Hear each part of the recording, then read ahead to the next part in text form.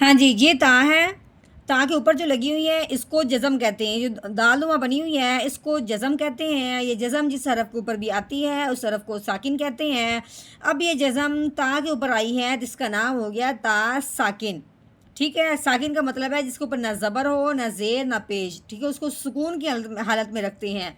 ہاں جی، اب یہ ہو گیا تا ساکن، تو اس کو پڑھیں گے کیسے؟ قاف تا زبر قد، خلقت، کیسے پڑھیں گے؟ خلقت، یعنی ہم نے تا کو کیا کر دیا؟ ساکن کر دیا، سکون والا بنا دیا کہ نہ تو یہ زبر ہے نہ زیر نہ تا نہ تی نہ تو، کچھ نہیں ہے بلکہ سکون میں ہو گیا خلقت۔ یہ جزم جس حرف کے اوپر بھی آئی تھی اس حرف کو ساکن ہی کریں گے۔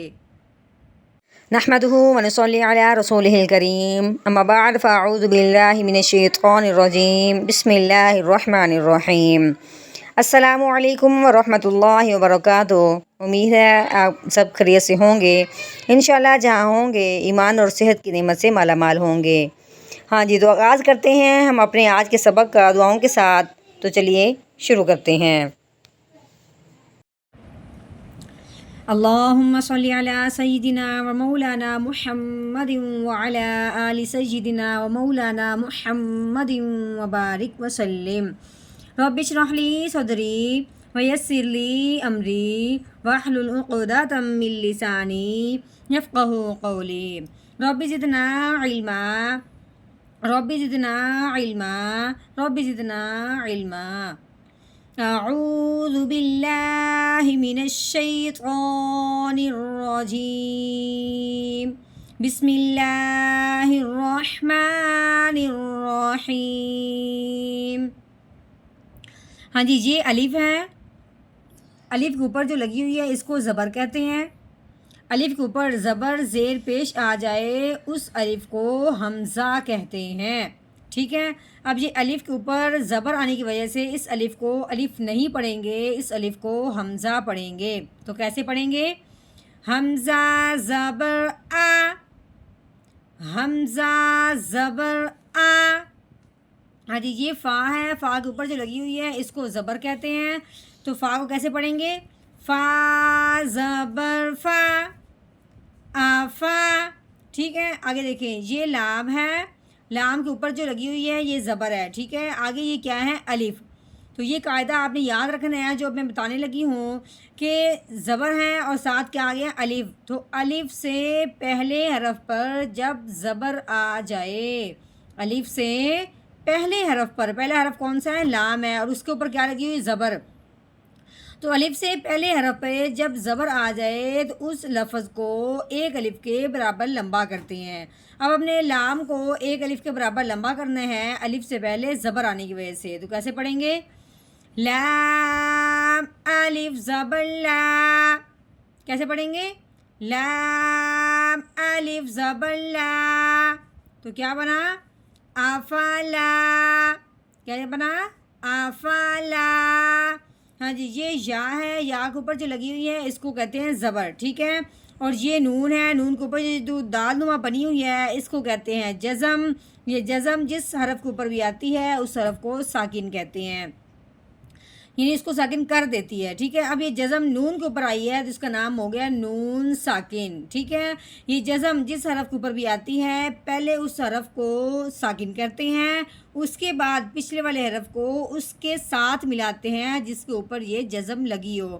اب یہ جزم نون کے اوپر لگی ہوئی ہے تو اب ہم نے کیا کرنا ہے؟ یا کو نون ساکن کے ساتھ ملانا ہے، ٹھیک ہے۔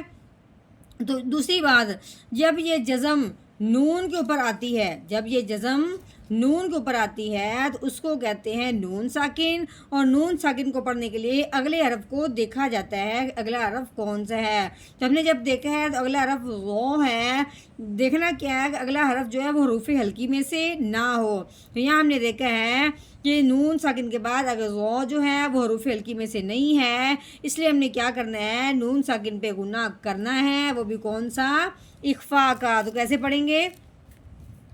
یانون زبر یاؤں، کیسے پڑھیں گے؟ یاؤں، آگے یہ ہے ضو کے اوپر کیا لگی ہوئی ہے؟ پیش لگی ہوئی ہے، ٹھیک ہے۔ ضو کو ہم نے نرمی سے ادا کرنا ہے، سختی سے بالکل ادا نہیں کرنا۔ تو کیسے پڑھیں گے؟ ضو پیش ضو یا ضو، ٹھیک ہو گیا۔ آگے یہ رو ہے، رو کے اوپر کیا لگی ہوئی ہے؟ پیش۔ ہم نے کیا پڑھا ہے کہ رو کے اوپر زبر آ جائے، رو کے اوپر پیش آ جائے تو اس رو کو پر یعنی موٹا کر کے پڑھتے ہیں، ٹھیک ہے۔ کیسے پڑھیں گے؟ رو، ٹھیک ہے۔ اس سے پہلے آگے دیکھنا ہے کہ یہ ہے واؤ، واؤ کے اوپر کیا لگی ہوئی ہے؟ جزم۔ واؤ کے اوپر جزم آ جائے تو اس کو اب کیا کہیں گے؟ واؤ ساکن کہیں گے، ٹھیک ہے۔ واؤ ساکن ہے، واؤ ساکن سے پہلے حرف پہ جب بھی پیش آ جائے، واؤ ساکن اس سے پہلے حرف پہ پیش آ جائے تو اسے ایک الف کے برابر لمبا کرتے ہیں۔ اب ہم نے رو کو ایک الف کے برابر لمبا کرنا ہے واؤ کے ساتھ ملاتے ہوئے، تو موٹا بھی کرنا ہے، لمبا بھی کرنا ہے، اس کے ساتھ ملانا بھی ہے۔ تو کیسے کریں گے؟ رو واؤ پیش رو، کیسے؟ رو یا رو، یہ نون ہے، نون کے اوپر کیا لگی ہوئی ہے؟ زبر لگی ہوئی ہے۔ تو کیسے پڑھیں گے؟ نون زبرنا یا ضرونا، ٹھیک ہو گیا۔ ہاں جی آگے دیکھتے ہیں، یہ دیکھیں یہ ہے الف، الف کے نیچے کیا لگی ہوئی ہے؟ زیر، ٹھیک ہے۔ ابھی ہم نے کیا پڑھا تھا کہ الف کے اوپر زبر آئے، الف کے نیچے زیر آئے، یا الف کے اوپر کوئی پیش آ جائے تو اس الف کو الف نہیں پڑھتے، اس الف کو حمزہ پڑھتے ہیں۔ تو اب ہم کیسے پڑھیں گے؟ حمزہ زیر ای، ٹھیک ہے، حمزہ زیر ای، یہ لام ہے، ٹھیک ہے، یہ لام ہے، لام کے اوپر کیا لگی ہوئی ہے؟ زبر لگی ہوئی ہے۔ جی جو یا ہے یہ صرف لکھنے میں آئی ہے، اس کو اپنے پڑھنا نہیں ہے، ٹھیک ہے۔ آگے جو الف ہے یہ بھی صرف لکھنے میں آیا ہے، پڑھنا نہیں ہے، کیونکہ اگلے حرف پہ جزم آ گئی ہے، اگلے حرف پہ کیا آ گئی ہے؟ جزم آ گئی ہے، تو جزم جس حرف کے اوپر بھی آتی ہے وہ پچھلے ورے کو اپنے ساتھ ملا دیتی ہے۔ اب ہم نے کیا کرنا ہے؟ اس لام کو اس لام کے ساتھ ملانا ہے جس کے اوپر جزم ہے، ٹھیک ہے، یہ لام ہے، آگے یہ الف ہے، ٹھیک ہے۔ اب ہم نے لام کو اس لام کے ساتھ ملانا ہے جس کے اوپر جزم لگی ہوئی ہے، کیونکہ جزم والا جو حرف ہوتا ہے وہ پچھلے والے حرف کو اس حرف کے ساتھ ملا دیتے ہیں جس کے اوپر جزم لگی ہو۔ تو کیسے پڑھیں گے؟ لام لام زبر لل ایلل، کیسے پڑھیں گے؟ ایلل۔ آگے یہ دیکھیں یہ الف ہے، ٹھیک ہے، الف کے نیچے کیا لگی ہوئی ہے؟ زیر۔ اس الف کے نیچے زیر آنے کی وجہ سے اب ہم اس کو کیا کہیں گے؟ حمزہ کہیں گے۔ تو کیسے پڑھیں گے؟ حمزہ زیر ای، ٹھیک ہے، حمزہ زیر ای ایلل ای، ٹھیک ہے۔